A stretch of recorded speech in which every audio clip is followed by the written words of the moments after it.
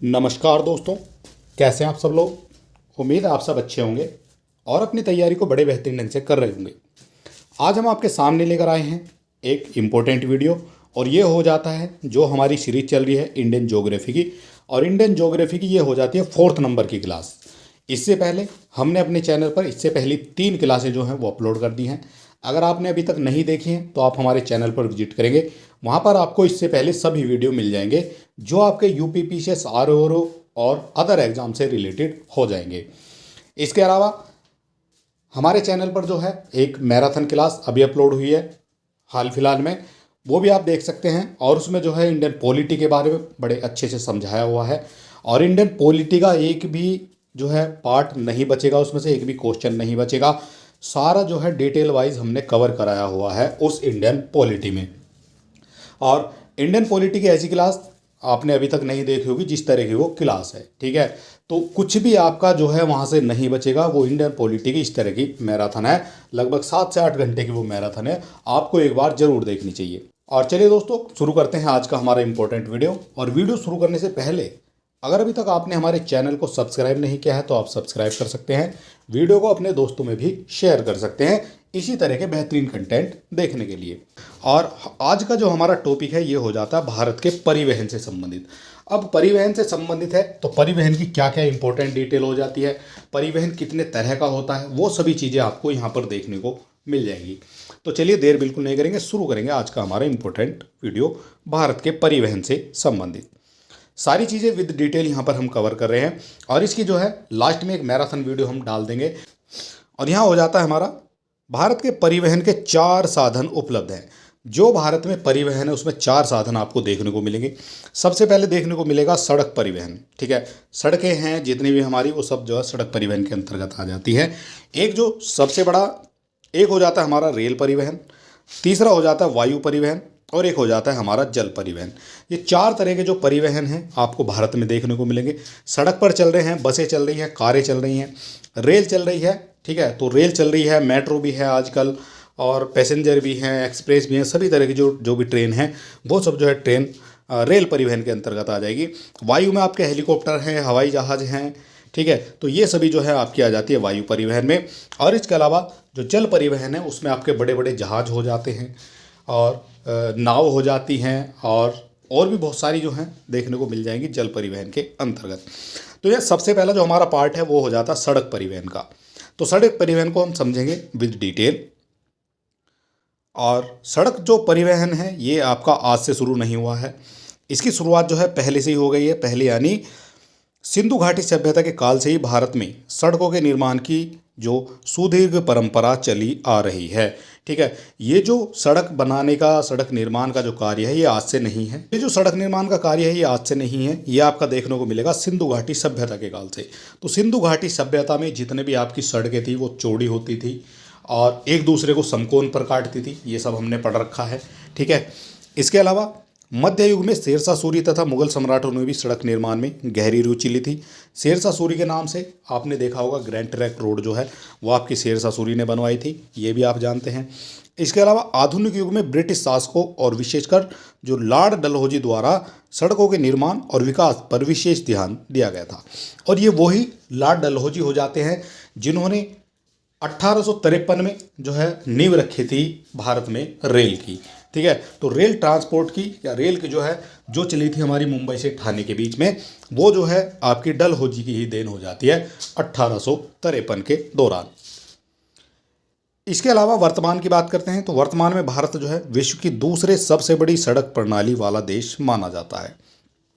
दूसरा हो जाता है ये भारत जो है विश्व में जिसमें सबसे ज़्यादा जो है सड़कें आपको देखने को मिल जाएंगी। इसके अलावा पहले नंबर पर कौन है तो पहले नंबर पर आपका अमेरिका हो जाता है, ये भी आपको याद रखना चाहिए। और इसके अलावा सड़क नेटवर्क के अंतर्गत राष्ट्रीय राजमार्ग, राज्यों के जो राजमार्ग हैं, जिला सड़कें और ग्रामीण सड़कें, इस तरह से जो है इनको जो है 4 पार्ट में डिवाइड किया गया है। एक आपके जो अंतर्राष्ट्रीय राजमार्ग हैं वो हो जाते हैं, एक राज्यों से राज्य में जाने के लिए अलग राजमार्ग हो जाते हैं, जिला जो जिले से जिले में जाना है तो वो अलग सड़कें हो जाती हैं, और गांव से गांव में जाना है तो वो फिर अलग सड़कें आपको देखने को मिल जाएंगी। तो इस तरह से जो है यहाँ पर सड़कों को जो है 4 पार्ट में डिवाइड किया गया है। तो सबसे पहले जो हम देखने वाले हैं वो देखने वाले हैं राष्ट्रीय राजमार्ग यानी नेशनल हाईवे। तो नेशनल हाईवे से आपकी परीक्षा के लिए क्या क्या इंपॉर्टेंट है, आपको डिटेल अगर आप इनकी पढ़ लेते हैं तो आपके सामने क्वेश्चन किसी भी तरह से बन सकता है, ठीक है। चाहे सुमेलित करने के लिए दे दिया जाएगा, चाहे विचार करने के लिए दे दिया जाएगा, तो आप उस क्वेश्चन को जो है फटाक से उसका आंसर दे सकते हैं। तो पढ़ने से जो है काफ़ी चीज़ें मजबूत होती हैं, आपकी जो मेमोरी क्षमता वो भी बढ़ती है। तो इसलिए आपको जो है इनकी डिटेल पढ़ लेनी चाहिए। क्वेश्चन करने से और क्वेश्चन को रटने से जो है बहुत कम चीज़ें आपकी जो है समझ में आती हैं, ठीक है। तो फिलहाल यहाँ बात करेंगे राष्ट्रीय राजमार्ग की, बात कर लेते हैं यानी नेशनल हाईवे। राष्ट्रीय राजमार्गों के निर्माण और रखरखाव की जिम्मेदारी भारत सरकार की होती है। जितने भी आपके राष्ट्रीय राजमार्ग हैं उनके निर्माण की जो और रखरखाव की जो जिम्मेदारी वो भारत सरकार की होती है। राष्ट्रीय राजमार्ग का नियंत्रण केंद्रीय लोक निर्माण विभाग यानी CPWD, राष्ट्रीय राजमार्ग का नियंत्रण केंद्रीय लोक निर्माण विभाग यानी CPWD यानी केंद्रीय पब्लिक वर्क डिपार्टमेंट एवं राष्ट्रीय राजमार्ग प्राधिकरण द्वारा किया जाता है। ये किया जाता है आपका इनका नियंत्रण। इसके अलावा एक रिपोर्ट आई थी, ये आई थी आपकी 21-22 के अनुसार, देश में राष्ट्रीय राजमार्ग की कुल जो लंबाई है वो हो जाती है 1,40,995 किलोमीटर का राष्ट्रीय राजमार्ग हो जाता है हमारे भारत में। 2021-22 की रिपोर्ट आई थी, और रिपोर्ट के बारे में हमने आपको बताया, रिपोर्ट जो है हर साल नहीं आती हैं, ये जो है कई कई साल के अंतर में आती है, कभी 2 साल में आ रही हैं, 4 साल में आ रही हैं, 8 साल में आ रही हैं। तो ये आंकड़े जो हैं आपको इस तरह से पुरानी ही देखने को मिलते हैं, और उन्हीं से आपके क्वेश्चन भी पूछे जाते रहे हैं। इसके अलावा वर्तमान में भारत की जो 599 राष्ट्रीय मार्ग हैं, वर्तमान की अगर बात करते हैं तो भारत में हो जाएंगे 599 राष्ट्रीय राजमार्ग। ये भी आपको याद रखना चाहिए।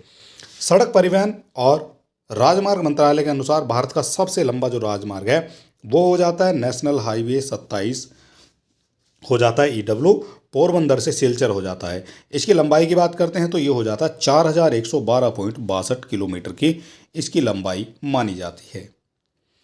इसके अलावा राष्ट्रीय राजमार्ग की सर्वाधिक लंबाई वाले 5 जो भारतीय राज्य हैं, जो 21-22 की रिपोर्ट है उसके अनुसार सबसे ज़्यादा जो हो जाएंगे राष्ट्रीय राजमार्ग ये आपके महाराष्ट्र में हो जाएंगे, फिर उत्तर प्रदेश में, तीसरे नंबर पर राजस्थान है, चौथे पर मध्य प्रदेश, और 5वें नंबर पर आपका आंध्र प्रदेश देखने को मिल जाएगा।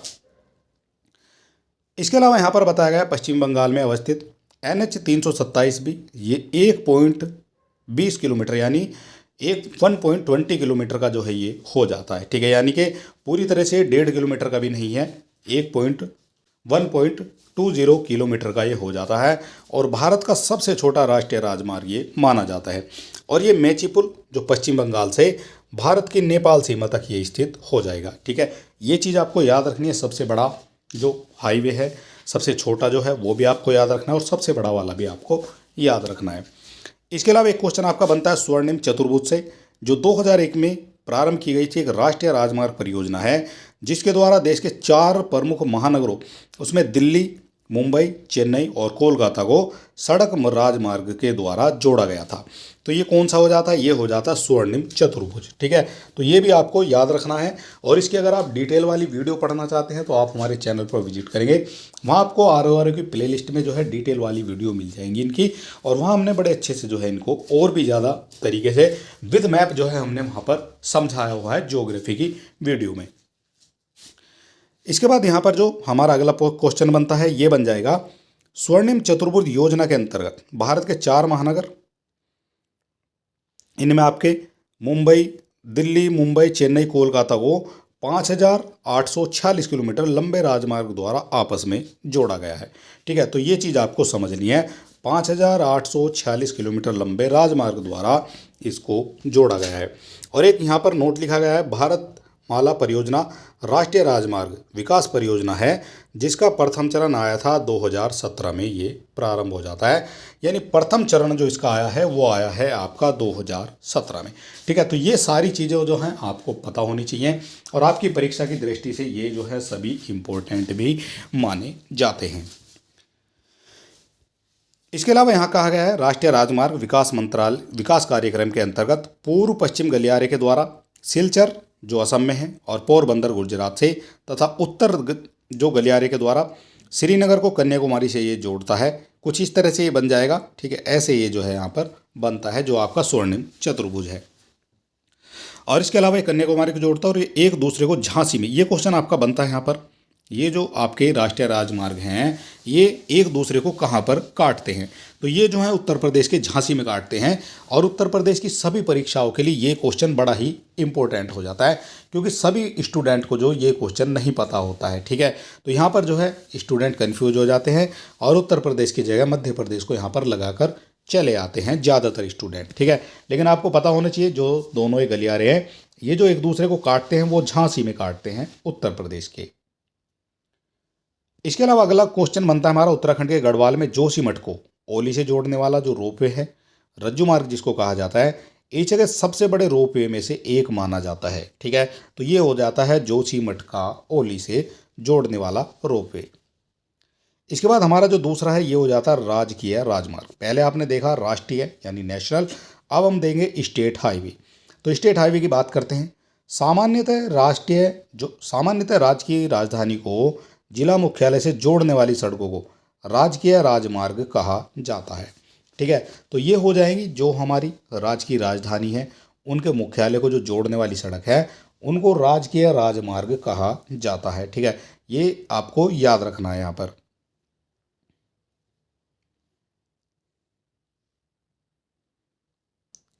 इसके अलावा राजकीय राजमार्गों की देखरेख की जिम्मेदारी राज्य सरकार की होती है और बेसिक सड़क सांख्यिकी या 1819 के अनुसार सबसे अधिक प्रांतीय राजमार्ग वाले राज्यों में महाराष्ट्र जो है ये आ जाता है। 32,005 किलोमीटर की जो है आपका राजकीय राजमार्ग देखने को मिलेगा महाराष्ट्र में।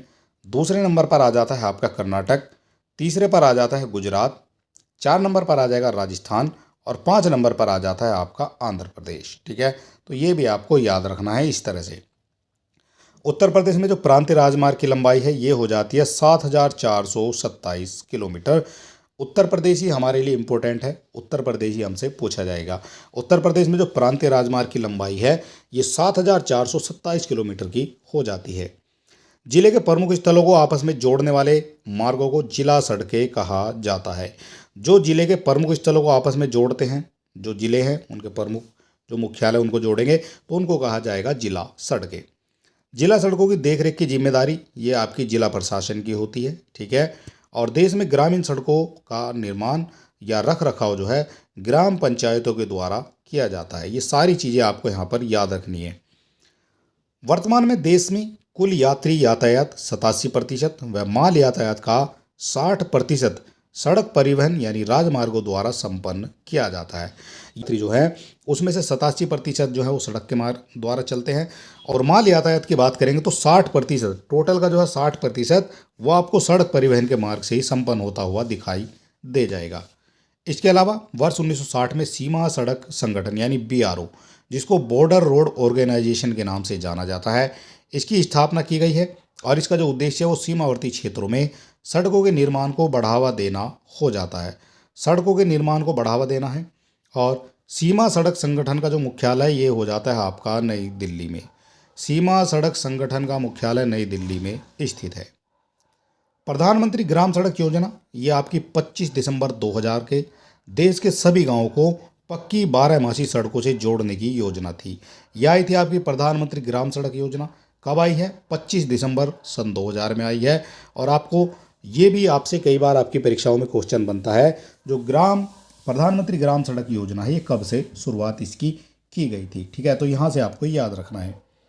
राष्ट्रीय हरित जो राजमार्ग नीति है ये 2015 में सड़क निर्माताओं के लिए कुल लागत का 1% वृक्षारोपण निधि के रूप में निर्दिष्ट किया जाएगा, टोटल का 1%।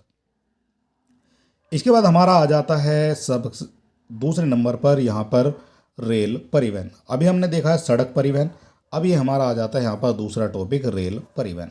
रेल परिवहन से काफ़ी सारी चीज़ें जो हैं आपकी परीक्षा के लिए इम्पोर्टेंट हो जाती है। जिस तरह से यहाँ पर पहली जो है CNG ट्रेन कब चली थी, ये कम से कम 90 से 95% स्टूडेंट जो है वो नहीं जानते हैं कि प्रथम जो CNG ट्रेन है वो कब इसकी शुरुआत की गई थी। तो भारत में पहली रेलगाड़ी ये गवर्नर जनरल लॉर्ड डलहौजी के कार्यकाल में 16 अप्रैल 1853 को मुंबई से थाने के बीच चलाई गई थी। ये चलाई गई थी आपके 1853 को मुंबई से ठाणे के मध्य में चलाई जाती है। पहली हो जाती है ये आपकी भारत की। 1925 में लॉर्ड रिपन के काल में भारत में सबसे पहला विद्युतीकृत जो रेल मार्ग बॉम्बे वीटी से कुर्ला हार्बर के मध्य बन जाता है। ये हो जाता है पहला जो विद्युतीकरण यानी जो बिजली से चलने वाली रेल है, ये हो जाती है बॉम्बे वीटी से कुर्ला हार्बर के मध्य ये चलाई गई थी। पहली कब चलाई गई थी? 1925 में। इसके बाद भारत में जो प्रथम सीएनजी ट्रेन की शुरुआत है ये हो जाती है आपकी 2015 में। ठीक है, पहली हो जाती है सीएनजी ट्रेन की शुरुआत 2015 में। रेवाड़ी रोहतक हरियाणा पर जो है ये आपको देखने को मिल जाएगी। इसके अलावा यहाँ पर अगला जो क्वेश्चन बनता है, विश्व बैंक के वर्ष 2019 के आंकड़ों के अनुसार भारतीय रेलवे जोन की जो लंबाई की दृष्टि से विश्व में तीसरे स्थान पर आ जाती है। रेल का जो मार्ग है वो रेलवे की जो लंबाई है उसके स्थान पर जो है तीसरे नंबर पर आता है हमारा भारत। पहले नंबर पर संयुक्त राज्य अमेरिका आ जाएगा, दूसरे पर रूस आ जाएगा और तीसरे नंबर पर हमारा देखने को मिलेगा भारतीय रेलवे। भारतीय रेलवे बोर्ड की जो स्थापना है ये हो जाती है 1905 में की गई थी। भारतीय रेलवे बोर्ड की स्थापना मार्च 1905 में की जाती है। इसके अलावा एक वर्ष कमेटी के सुझाव पर रेल वित्त को सामान्य वित्त से वर्ष 1921 में अलग कर दिया गया था। ये था आपका एक वर्ष कमेटी के सुझाव पर रेल वित्त को सामान्य वित्त से अलग कर दिया जाता है, यानी रेल बजट को जो है वहाँ पर अलग कर दिया जाता है और 2017 में पुनः सामान्य वित्त में इसको शामिल कर लिया गया है और वर्ष 2017 से जो है इसे पुनः सामान्य वित्त में शामिल कर लिया गया है। यानी जो हमारा बजट है अब रेल बजट और सामान्य बजट जो आपको एक साथ देखने को मिल रहा है 2017 के बाद से। वर्ष 1944 में भारतीय रेल का राष्ट्रीयकरण किया गया था, ये भी आपके लिए इम्पोर्टेंट हो जाता है। भारतीय रेल का जो राष्ट्रीयकरण है कब किया गया है? तो 1944 में किया जाता है राष्ट्रीयकरण भारतीय रेल का। और वर्तमान में रेलवे नेटवर्क को 17 जोनों, 17 नहीं है ये आपके 18 जोन देखने को आपको यहाँ मिल जाएंगे। 18 जोनों में जो है ये विभक्त है और देश का जो 18वां रेलवे जोन है ये आपका दक्षिण तटीय रेलवे के रूप में विशाखापट्टनम आंध्र प्रदेश में बनाया गया है। ठीक है, तो ये भी आपको पता होना चाहिए। 18 रेलवे जोन हो जाते हैं आपके भारत में।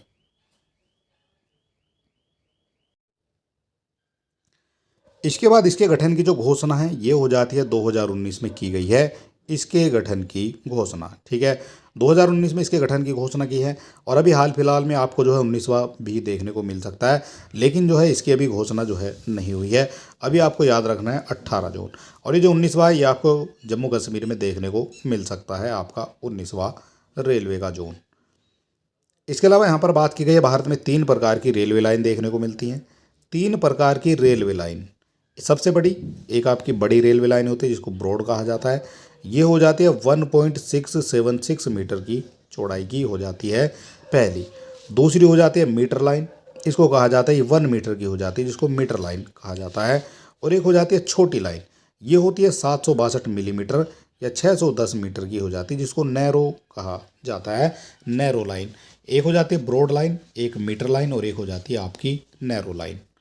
3 तरह के जो है रेल मार्ग आपको देखने को मिल जाएंगे।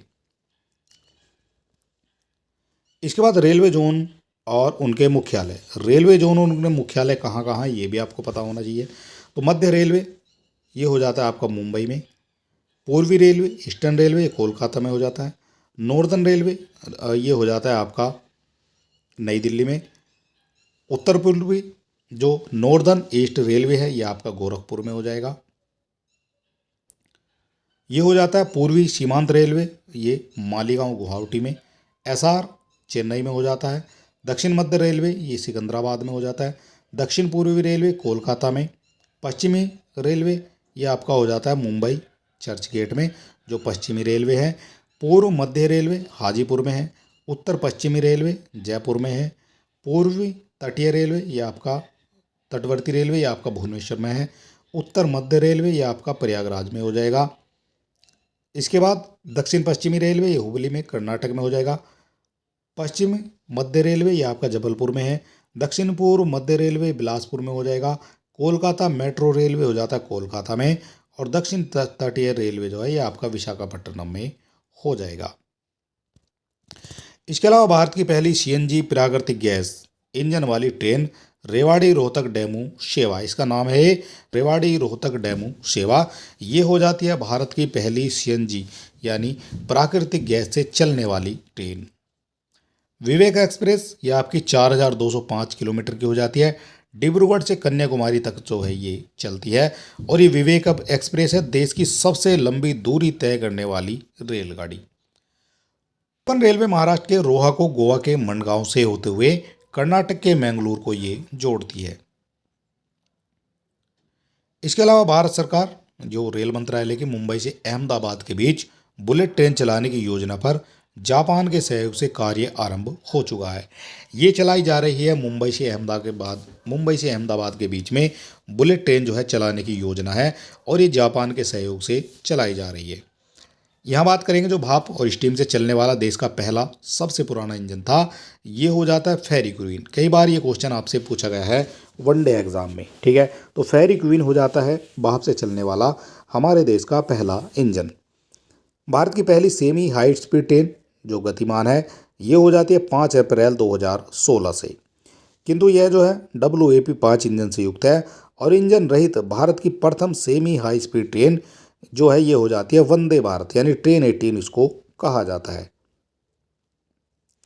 इसके बाद वर्तमान में भारत की सबसे तीव्र गति से चलने वाली जो ट्रेन है वो आपकी वंदे भारत ही हो जाती है, और ट्रायल के दौरान इस ट्रेन ने अब तक की सर्वाधिक स्पीड 180 किलोमीटर घंटा की प्रदर्शित की है, और ये की गई थी ट्रायल के दौरान, ठीक है। ये आपको समझ लेना है, ट्रायल के दौरान जो है ये गति आपको देखी गई थी 180 किलोमीटर प्रति घंटा की।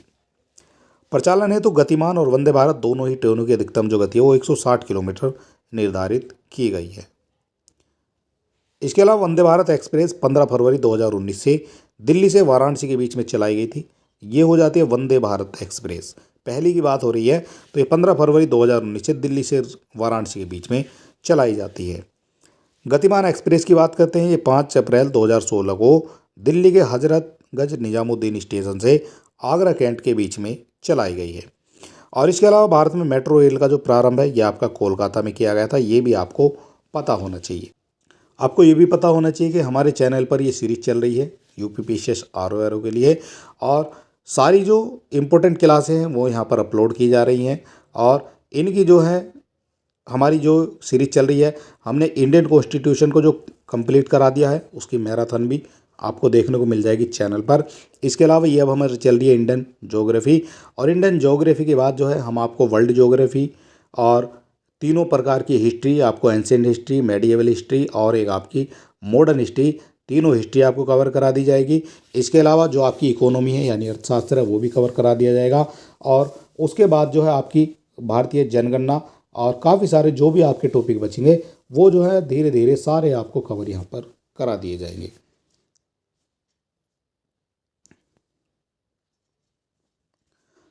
यहाँ आ जाता है हमारा कोलकाता मेट्रो रेल योजना जो 1972 में बनी, और वर्ष 1972 में ये उसका जो है शिलान्यास किया गया था। ये हो जाता है कोलकाता मेट्रो रेल का जो 1972 में ये बनी थी, और वर्ष 1972 में इसका शिलान्यास किया गया था। कोलकाता में दमदम से टोलीगंज कॉरिडोर तक भारत की प्रथम भूमिगत मेट्रो चलाई गई है। प्रथम जो भूमिगत मेट्रो है ये कोलकाता के दमदम से टोलीगंज कॉरिडोर तक भारत की प्रथम ये चलाई गई है, ये भी आपको पता होना चाहिए। दिल्ली मेट्रो रेल परियोजना जापान व कोरिया की कंपनियों के सहयोग से बनाई गई है, और 25 दिसंबर 2002 को दिल्ली के 30,000 से सादरा के बीच दिल्ली की पहली मेट्रो ट्रेन चलाई गई थी। ये हम बात कर रहे हैं रेल परिवहन के बारे में। 25 दिसंबर 2002 को दिल्ली के 30,000 से चलाई गई थी सादरा के बीच में दिल्ली की पहली मेट्रो ट्रेन। इसके अलावा हमारा आ जाता है अगला वायु परिवहन। वायु परिवहन देख लेते हैं। भारत में पहली उड़ान वर्ष 1911 में इलाहाबाद से नैनी के मध्य संपन्न हुई थी। ये हो जाती है भारत की पहली उड़ान, वर्ष 1911 में इलाहाबाद से नैनी के मध्य में संपन्न हो जाती है। और भारत में वायुसेना प्रदान करने के लिए 2 निगम स्थापित किए गए, एयर इंडिया और एक आपका इंडियन एयरलाइंस। दो निगम जो है स्थापित किए गए हैं भारत में वायु सेवा प्रदान करने के लिए। एयर इंडिया विदेशी उड़ानों की व्यवस्था करता था और इंडियन एयरलाइंस देश की आंतरिक और पड़ोसी देशों के लिए वायु परिवहन की सुविधा उपलब्ध कराता है। एयर इंडिया और इंडियन एयरलाइंस के विलय के बाद अब 27 अगस्त 2007 को भारतीय राष्ट्रीय विमानन कंपनी लिमिटेड आधिकारिक रूप से जो है ये अस्तित्व में आ गई है और कंपनी का जो ब्रांड नाम है ये कर दिया गया है एयर इंडिया। ठीक है, तो एयर इंडिया और इंडियन एयरलाइंस को मिलाकर अब एयर इंडिया इसका नाम कर दिया गया है। इसके अलावा 27 जनवरी 2022 को एयर इंडिया का रणनीतिक विनिवेश लेन देन पूर्ण हो गया है, जिसके तहत टेलेस प्राइवेट लिमिटेड यानी टाटा सन्स की सहायक कंपनी ने सरकार को 2700 करोड़ रुपए प्राप्त हुए हैं। भारत के उत्तर पूर्वी राज्यों में वायु यातायात सुविधा विस्तार के उद्देश्य से वर्ष 1981 में शुरू की गई वायुदूत सेवा का इंडियन एयरलाइंस में विलय कर दिया गया है। ये हो जाती है जो वायुदूत सेवा है, जो 1981 में शुरू हो जाती है और इंडियन एयरलाइंस में जो है इसका विलय कर दिया जाता है। इसके अलावा पेट्रोलियम क्षेत्र की जो आपके पेट्रोलियम क्षेत्र की है वायु यातायात आवश्यकताओं की पूर्ति के उद्देश्य से अक्टूबर 1985 में पवन हंस लिमिटेड की स्थापना की जाती है। ये उत्तर पूर्व के राज्यों के लिए अपनी सेवा प्रदान करता है, ये भी आपको पता होना चाहिए।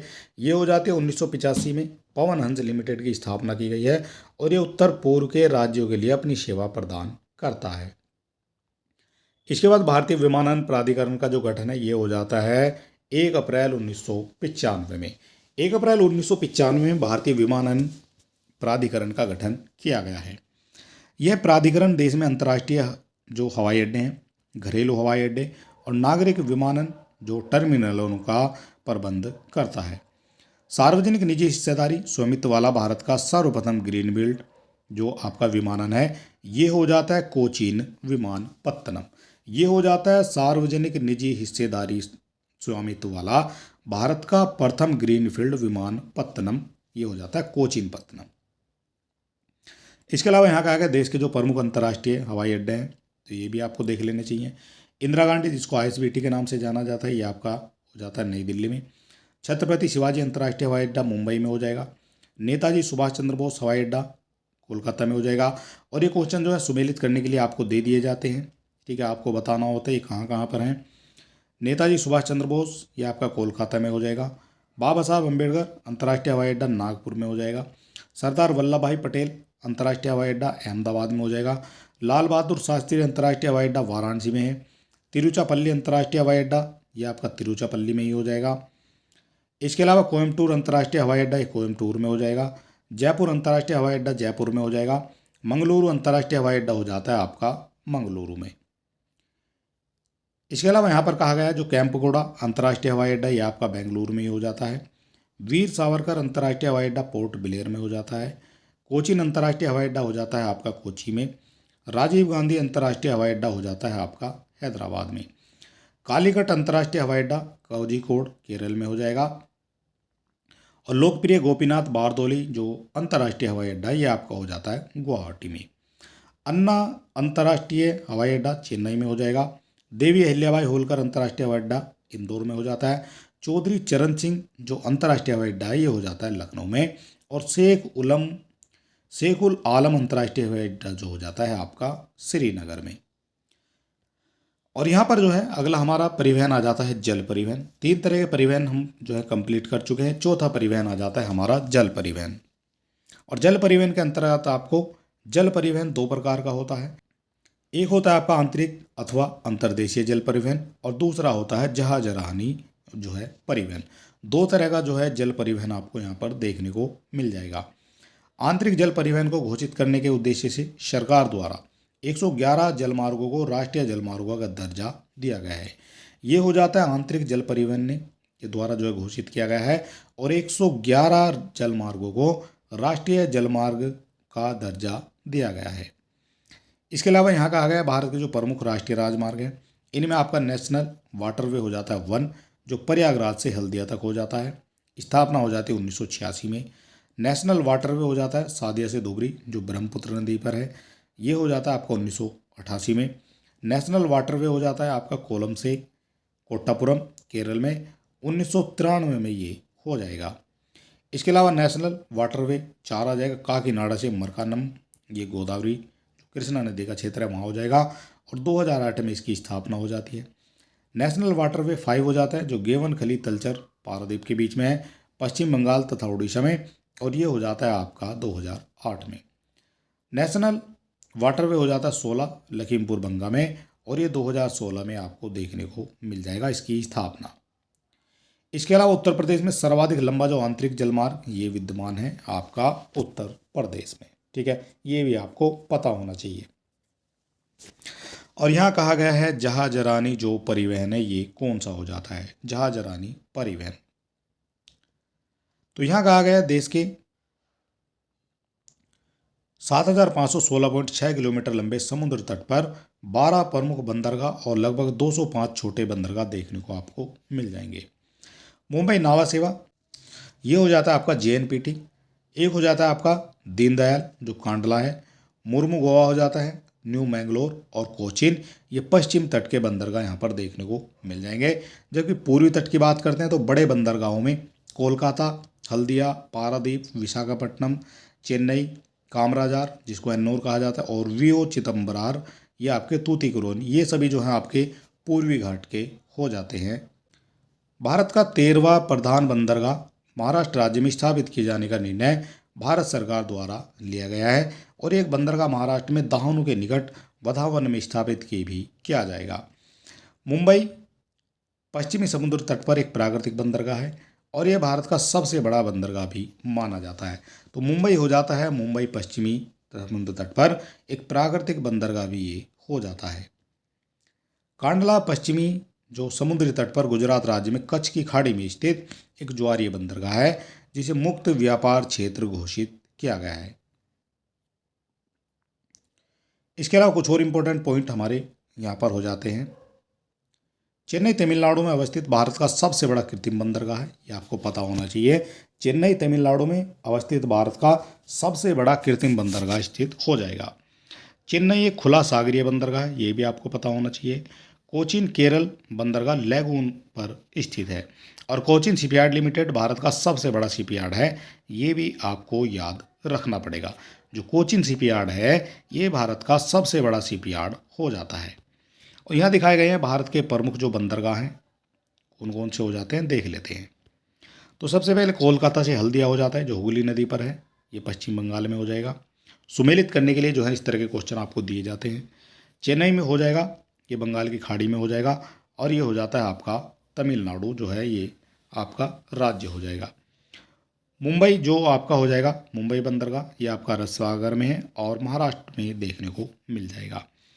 विशाखापट्टनम बंदरगाह बंगाल की खाड़ी में है, और एक आपका ये होता है आंध्र प्रदेश में।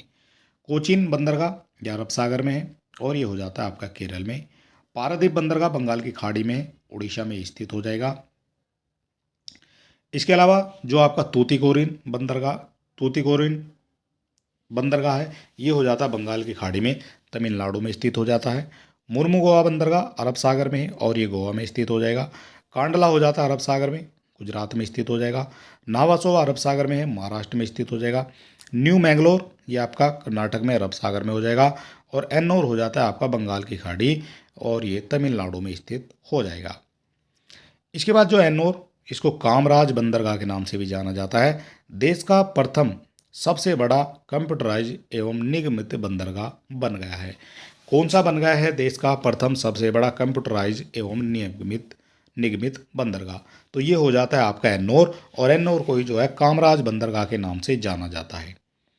इसे एशियाई विकास बैंक यानी ADB एशियाई डेवलपमेंट बैंक के नाम की सहायता से विकसित किया गया है।